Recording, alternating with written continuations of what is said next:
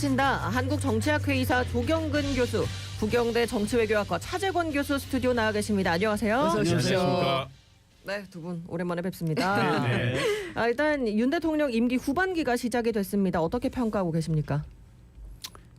뭐 평가할 게 없다.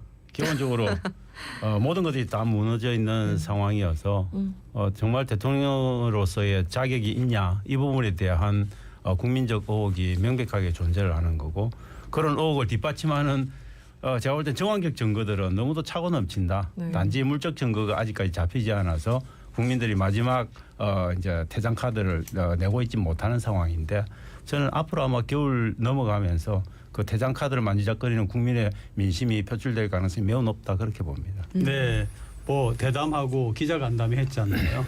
거기에서 지난 그 임기 반 동안에 본인 스스로가, 대통령 스스로가 그렇게 뭐 잘한 건 없다라고 표현을 했다고 봅니다. 다만 이제 구체성이 부족했고 남은 임기 동안도 뭐 어떻게 하겠다는, 뭐 예를 들면 잘 하겠다 이렇게 되어 있지 구체적으로 뭘 어떻게 고쳐가지고 나가겠다라고 하는 게 없었기 때문에 전체적으로 아마 여론은 그렇게 좋지 않았다.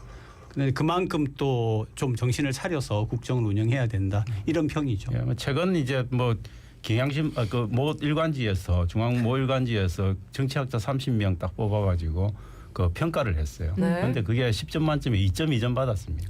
2.2점도 많다고 여기는 분들이 많고, 그 중에 5명은 0점을 주는 그런 창극이 벌어진 거, 그것만 봐도 저는 단적으로 지금 윤석열 정부가 어떻게 하고 있다, 뭐 이 대통령에 대한 명백한 평가다, 그렇게 생각합니다. 그러니까 정치학자, 뭐 우리도 정치학자지만 정치학자들의 평가와 국민의 여론이 다르지 않은 게 여론조사에서 17%가 나왔지 않습니까? 예. 22점이나 뭐 17%나 그게 된 거죠. 네. 이번에 윤석열 대통령 대국민 담화회견 좀 어떻게 보셨습니까? 뭐 제가 아까 말씀드린 것처럼 뭐 전체적으로 뭐 그렇게 이게 뭔가 좀 반전을 기해 가지고 뭐 국민들의 마음도 좀 잡고 안정을 시키면서 분명히 이런 점에서 잘못됐기 때문에 이렇게 가겠습니다라고 하는 게 부족했고요. 그 아마 이번에 같은 경우에도 뭐 계속 강조하는 것은 그 4대 개혁이라고 하는 건데, 네. 그것도 지금 의료개혁 자체가 막혀 있기 때문에 어쨌든 간에 팀을 완전히 쇄신을 해가지고 전혀 새로운 방식과 방향으로 가야 된다, 그런 요구가 있죠. 그래서 이제 구체성이 좀 떨어진다라는 말씀이신 거죠. 저는 그 대통령 담화는 기본적으로 국민들이 갖고 있었던, 그리고 윤석열 대통령을 지지했던 보수층의 마지막 기대를 저버리는 그런 정말 현실을 그대로 보여준 그 담화다, 뭐 그 대국민 기자회견이었다, 그렇게 보는 거고, 대통령이 상대하고 있는 분들이 저는 대국민 기자회견인데 정말 기자만 상대하고 있는 느낌이 들었다. 국민을 향한 어떤 제스처도 없었고 어떤 행동도 없었다라고 보는 거고요.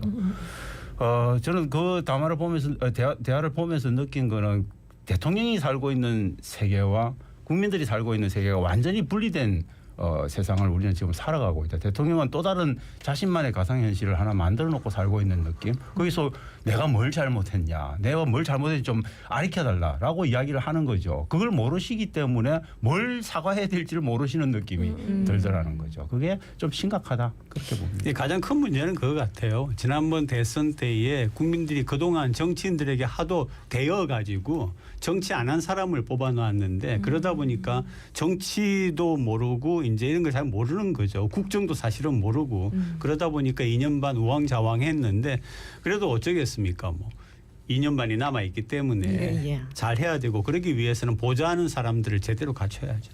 근데 약간 좀 새로운 방식으로 생각을 또 많이 하신다고 느끼는 것이, 뭐 미국과의 관계 이런 얘기를 하고, 뭐 트럼프가 당선 이후에 어떤 걸 구체적으로 이제 실현시켜 나갈까 했는데 일단 골프 연습을 먼저 하는 거잖아요. 그게 정말 좀 우습지 않아요? 사실은 한미일에 너무 집착을 하다 보니까 우리가 지금 중국과의 관계나 또 러시아와의 관계, 그러다 보니까 지금 북한도 지금 러시아와 동맹을 하게 되는 그런 상황이 왔기 때문에 외교라고 하는 것은 한쪽에 치우치면 안 되는 거예요. 중요점이 있을 수밖에 없지만 그럼에도 불구하고 안 중요한, 덜 중요한 부분에 더 오히려 집중을 하는 모습을 보여서 이걸 상쇄시켜 나가야 되는 거거든요. 그런데 갑자기 골프는 무슨 골프예요? 지금 그게 아니라 중요한 거는 트럼프 대통령을 만났을 때 뭘 어떻게 구체적으로 목표를 정하고 그걸 달성해 나가는 수단을 갖다가 제대로 갖춰 나가야 되는데, 그건 정말, 그러니까 정말 이게 대담을 하고 나서도 그러니 참 문제가 있는 거죠. 아니, 네. 골프 안 치고 술 잘 안 마셔도 네. 충분히 외교 잘하시는 많은 국가 수반들이 있었습니다. 네. 메르켈 총리가 여총리였는데 골프 잘 치고 술 잘 마셨습니까? 그렇지 않습니다. 그렇지만 추앙받는 총리로 그럼요, 정치를 그럼요. 마감하셨어요. 그런 것들을 보면 이건 윤석열 대통령이 골프 친다는 거는 사실은 지금 이 타이밍에서 그 이야기할 건 정말 아니다. 저는 대통령이 타이밍을 몰라도 너무 모르고 대통령실이 감각이 너무 떨어진다. 네. 트럼프 대통령 당선되는 날 대통령실에서 낸 거는 바이든하고의 마지막 정상회담을 할 거냐 말 거냐를 갖고 속보를 냅니다. 이건 정말 감각 없는 거죠. 아마 트럼프 대통령이 굉장히 민감한 부위면 그 속보 보고 되게 삐쳤을 것 같아요. 저는 그런 정무적 감각이 굉장히 떨어지는 사람들로 대통령실이 다 채워져 있고 대통령도 그걸 통제할 능력이 없는 상황에 있다. 그게 좀 심각하다. 그렇게 어떻게 봅니다. 보면 직구로 가지 않고 좀 이렇게 문화적이나 스포츠적인 면으로 해가지고 잘 한번 가까이 그게 가보겠다. 안 되거든요. 정치는 정치고 외교는 외교인데 네. 이경수는 좀 우리가 일반적인 사람들끼리 만나는 게 아니라 그렇죠. 국가 운명과 이익이 달려 있는 그런 외교를 하는 거잖아요. 그런데 사실 이번 같은 경우에도 보면은 정말 그 본인 스스로가 정치와 외교를 잘 모르면은 확실하게 밑에서 보좌를 하고 그걸 믿고 가야 되는데 네. 그런 사람이 쇄신을 하겠다고 했음에도 불구하고 또 이런 발언이 나오는 걸 보면은 전혀 대통령실이 쇄신이 되지 않았고 그런 정말 제대로 된 전문가 내가 저 사람 의견을 들어야겠다라고 하는 사람으로 채울 의지도 없는 게 아닌가. 그런 꼴도 없는 골프까지 게 잘 아닌가 싶어요. 치면 네. 골프로 그런 외교까지 하면 좋기는 하죠. 왜냐하면 중국하고 미국도 핑퐁을 탁구를 통해서 외교를 했으니까 네. 그 좋은 소재긴 하죠. 그렇지만 그게 본질일 수는 없는데 이분의 외교 방식은 그런 아주 잡동사니가 본질인 것처럼 자꾸 호도를 하는 게 문제고 그게 그렇죠. 국민들이 보면 답답한 거라는 거죠. 본질을 먼저 가지고 가야 그럼요. 하는데 조금 이해가 되지 않는 부분이긴 했습니다. 그래서 이제 대통령실이 단기간에 인적 쇄신이 가시화되긴 어려울 것으로 전망했으나 올해는 넘기지 않을 것으로 내다봤다. 이거 어떻게 보십니까? 저는 올해를 넘기실 가능성이 좀 있지 않을까. 굉장히 저는 그 쇄신의 속도를 굉장히 조금 조절하면서 갈 가능성이 있다. 그리고 그 쇄신의 저는 범위나 이런 것들도 그렇게 클까? 지금 현재 저는 쇄신을 한다면 이상민 행안부 장관이라든지 그다음에 조기용 그 복지부 장관이라든지 네. 뭐 이런 분들 아마 갈아치우고 뭐 이런 부분들에 대한 것들이 있는데 저는 그분들 빼고 또 아마 다른 데 집어넣을 가능성이 꽤 있지 않을까. 벌써 이상민 뭐 행안부 장관은 빼서 비서실장 시키겠다는 생각까지도 지금 나오고 있는 거거든요. 저는 그런 방식의 아랫돌 빼서 윗돌 공구고 하는 그런 방식으로 아마 인사가 단행되면 국민들이 실망은 더 커질 가능성이 있다 그렇게 봅니다. 그럼 이번에 여야 의정 협의체 출범 관련해서 내용을 다뤄볼 텐데 네. 의정 갈등을 해소하기 위한 여야 의정 협의체가 야당과 전공의 단체 등이 불참한 가운데 출범을 했습니다. 이름은 여야 의정 협의체인데 이게 야당이 빠졌고 또 전공의 단체도 참석을 안 해서 반쪽 협의체 아니냐 이런 평가가 나오는데 어떻게 뭐 보십니까? 처음부터 다 갖춰가지고 가면 좋은데 안 되니까 일단 출범부터 하고 그 다음에 이제 가면서 어떻게 해보겠다라고 하는 건데 저는 잘 안 될 거라고 생각을 합니다. 왜냐하면 뭔가 확실하게 양보를 해서 상대가 들어오게 해줘야 되는 거거든요. 양보할 건 지킬 건 지키되 양보할 건 양보를 해야 되는데 그런 것이 없이 지금 출범을 했기 때문에 또 유야무야 되면서 계속 이걸 바라보는 국민들의 여론의 시선이 상당히 그 마음이 좀 답답하고 아픈 그런 것들이 아마 연말 내년 연초까지 가지 않나 싶습니다. 네. 저는 이미 뭐 그런 협의체를 구성할 만큼 그런 협치에 대한 기본적인 공감대를 형성하지 못한 상태이기 때문에 그 협치의 또 다른 주체들이 전혀 동참할 의사가 저는 제로에 가깝다 그렇게 네. 봅니다. 그래서 잣대고 포대고 그냥 출발하는 그런 방식이어서 저는 여야정 의정협의체는 거의 의미 없는 그래서 그냥 생색내기에 불과할 가능성이 매우 높다 그렇게 봅니다. 네, 거의 뭐 많이 빠져 있는 협의체 반쪽보다도 더 많이 빠져 있어가지고 앞으로 어떻게 될지 좀 지켜봐야겠습니다. 자, 그리고요 이제 김건희 여사의 공천 개입 의혹을 수사 중인 검찰이 명태균 씨에 대한 구속영장을 청구하면서 명 씨가 이 윤 대통령 부부와 또 국회의원 등과 친분을 가시했다고 적시한 것으로 확인이 됐습니다. 강혜경 씨의 여러 에피소드 진술도 계속 나오고 있고요. 어떻게 보십니까? 글쎄 뭐 그 이제 그 대통령 담화 때 전반 부분에서 그 부분을 약간 설명을 하기는 했죠. 했는데 이제 정치를 제대로 아는 사람 같으면은 그래도 구분을 합니다. 누가 다가와가지고 정치는 선거이기 때문에 네. 도움을 주겠다 뭐 어쩌고 오는 사람들이 굉장히 많거든요. 그때에 여러 그 통로를 통해서 저 사람이 믿을만한가, 저 사람이 누군가 아는데 본인은 뭐 전혀 그런 뭐 몰랐기 때문에 그렇게 했다라고 얘기를 했지만 지금 현재는 이제 드러나는 것들에 대해서는 계속 검사의 수사가 있을 거고요. 분명히 잘못된 부분이라든지 돈 거래가 오가고 또는 선거법 위반 같은 것들은 잘 덜쳐내서 다시는 이런 일이 없도록 해야죠. 네. 저는 뭐 기본적으로 명태균의 입에서 떠난 말들은 명태균이 주워 담을 수 없을 만큼 곳곳에 널려 있다. 그리고 특히 저는 민주당이 확보했다는 녹취록에는 앞으로도 국민들이 깜짝 놀랄 만한 그런 내용들이 계속 쌓여 있을 가능성이 매우 높고 네. 민주당은 그것을 지금 정치적인 국면이 흘러가는 단계에 따라서 조금씩 노출하고 있는 거기 때문에 네. 저는 대통령실의 어떤 그런 반응이나 대응이 미적지근할 경우에는 민주당의 노출의 어떤 빈도나 노출의 강도도 굉장히 높아질 가능성이 있어서 이 정국은 결국 대통령이 원하는 방식대로 유야무야 넘어갈 수 있는 성격의 것이 전혀 아니다. 그렇게 보고 이 열쇠를 마치 명태균이 어떤 말을 하느냐에 따라서 그리고 명태균을 어떻게 통제하고 관리하느냐에 따라서 이 국민이 바뀔 거라고 생각하는 건 저는 완전히 오산이다. 이미 이건 엎어진 물에 가까운 거다. 그래서 주워 담기가 굉장히 어려운 거다. 그렇게 봅니다. 그러면 이제 검찰이 딱 적시하고 있는 게 명태균 씨에 대해서 구속이 필요한 주된 이유를 뭐라고? 지금 정치자금법이라고 하는 제한된 그래서 딱 4명만 구속시킨 거 아닙니까? 4명만 구속영장을 발부했다는 거는 그 4명이 했던 정치자금법에만 가둬놓고 그것들이 기본적으로 공직선거법 위반이나 정당법 위반으로 가게 되면 자연스럽게 김건희 여사와 그다음에 대통령이 개입하기 때문에 그 부분을 차단하겠다는 명백한 뜻이고 그걸 통해서 정치자금법 속에서 명태균 구하기를 아마 할 가능성이 매우 높다. 그래서 명태균을 구속시켜 놓고 아마 딜을 하겠죠. 폴리바게닝을 통해서 명태균을 뭐 집행유예라든지 이런 것들로 가볍게 처리하고 나가는 방식으로 아마 저는 그렇게 판을 짜고 있는 모습이 명백하다 그렇게 봅니다. 뭐 그럼에도 이미 나와 있는 녹취 아직 공개 안 된 녹취들이 있기 때문에 네. 굉장히 곤혹스러울 겁니다. 그래가 구속영장 실질 심사가 내일 창원지법에서 열리거든요. 이 법원의 판단이 이목이 쏠리고 있는데 어떻게 전망을 100% 하십니까? 구속영장 발부될 가능성이 높다. 이미 그렇게 알고 아마 했을 가능성이 높고 명태균도 구속되는 자기의 운명은 아마 받아들였다. 단지 이제 문제는 구속되어서 검찰의 보호를 받을 가능성 이런 것들에 대한 희망을 갖고 있다. 그렇게 생각을 합니다. 그러니까 구속이라고 하는 게 외부가 통제되는 상황이거든요. 예, 그리고 이제 경찰이 있지만은 검찰이 결국은 수사를 최종적으로 지휘를 하기 때문에 또 그런 그 상황을 바라보는 또 다른 시선이 있다는 얘기를 지금 지적하는 거죠. 네. 네, 그리고 이제 내일 김건희 여사 특검법 본회의 처리와 관련해서 더불어민주당이 수정안을 내놓겠다고 밝혔는데요. 이 내용도 한번 짚어주신다면요. 그리고 보니까 이제 5명의 특검을 임명을 하는데 예. 그 전에는 막 그 전과는 좀 다르게 대법원장이 5명 중에 4명을 임명을 하고 그다음에 야당에서 2명을 추천할 테니까 네. 그 둘 중에 한 사람을 대통령이 골라서 선택을 해가지고 그렇게 5명으로 특검을 하면 조금 더 객관적이 아니냐. 그렇기 때문에 받아라 이런 이제 제안을 하고 있는 거죠.